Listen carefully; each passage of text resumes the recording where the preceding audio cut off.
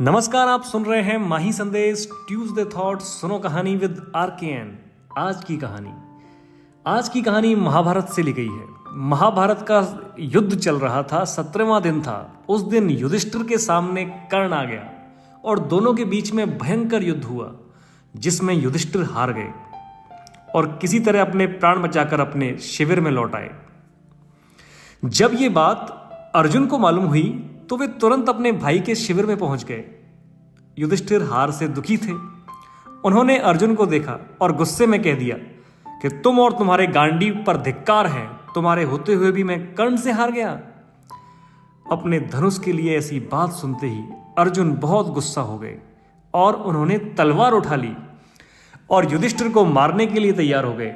उसी समय श्री कृष्ण वहां पहुंच गए और उन्होंने अर्जुन को रोक दिया और पूछा, हे पार्थ, ये क्या कर रहे हो?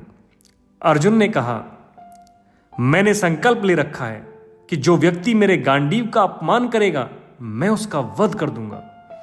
आज भैया ने मेरे गांडीव का अपमान कर दिया है।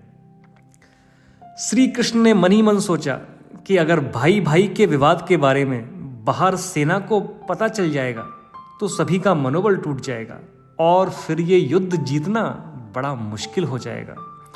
बहुत सोच विचार के बाद श्री कृष्ण ने अर्जुन से कहा कि तुम अपने भाई का अपमान कर दो। शास्त्र कहते हैं कि बड़े भाई को यदि तू कहकर बोला जाए और उनका अपमान किया जाए तो ये उनकी हत्या करने जैसा ही है।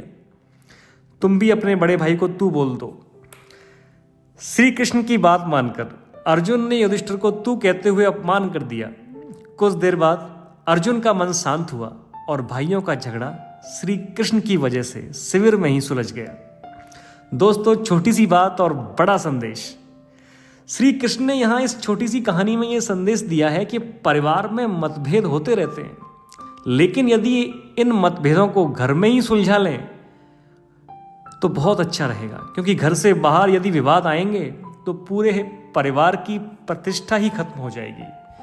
दोस्तों, फिर मिलूंगा आपसे अगले मंगलवार एक नई कहानी के साथ। आप सुनते रहिए माही